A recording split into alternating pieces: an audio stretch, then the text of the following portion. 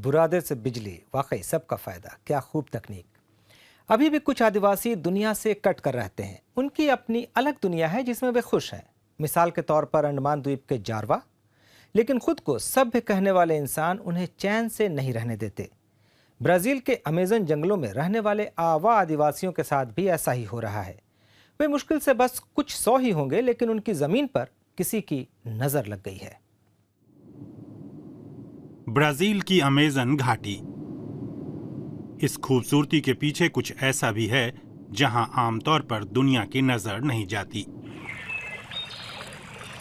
शिकारी आदिवासी समुदाय आवा।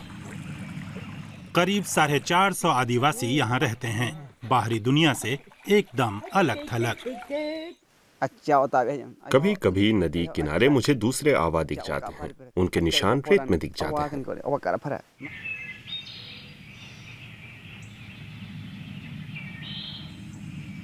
इन्होंने पूरी तरह जंगलों में रहना सीखा है। यही उनका घर है। उन्हें जीने के लिए वर्षावनों की जरूरत है। ये खाना बदोश लोग हैं। इनकी जिंदगी यहाँ मिलने वाले फल पौधों और जानवरों के भरोसे चलती है। इन्हें इस तरह जीने का हक है और इसकी पक्की गारंटी होनी चाहिए।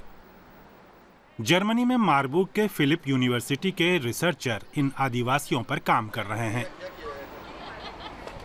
उनका कहना है कि वक्त के साथ बड़ा बदलाव आया है।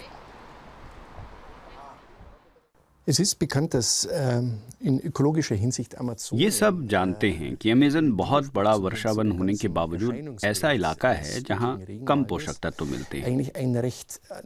इसका मतलब ये भी है कि यहाँ के संसाधन आसपास नहीं बल्कि दूर दूर के इलाकों में फैले हैं और इसे हासिल करने के लिए इतने ही बड़े इलाके में घूमना पड़ता है। और ये सिर्फ दूरी के हिसाब से ही नहीं, वक्त के हिसाब से भी। यहाँ एक पूरे समुदाय की बुनियादी जरूरतों को ही जला दिया गया है।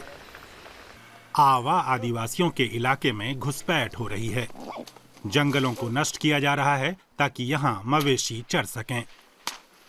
सिर्फ यही खतरा नहीं है। लकड़हारे आकर लकड़ियां काट रहे हैं। हमें भागना पड़ता है। लकड़ी तस्करों को मानो किसी का डर नहीं। पूरे इलाके पर नियंत्रण सरकार के बस से बाहर है। जवान हरे भरे पेड़ गिराए जा रहे हैं।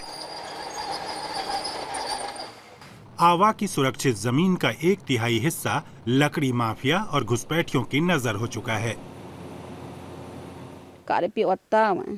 अब जब मैं जंगल जाती हूँ तो मुझे डर लगता है कि कहीं सब कुछ खत्म न हो जाए। मुझे डर लगता है कि और लोग आएंगे और लकड़ी काट कर ले जाएंगे। फिर हम शिकार पर नहीं जा पाएंगे। क्या वे हमारे पूरे जंगल को नष्ट कर देंगे? क्या वे यहाँ की सारी लकड़ियाँ बेच देंगे?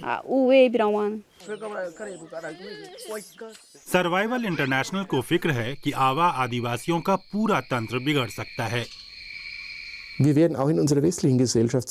हम अपने पश्चिमी समाज में देखें तो मुझे नहीं लगता कि हम अगले दशकों तक भी आदिवासी समाज जैसे जीवन मूल्यों को हासिल कर पाएंगे।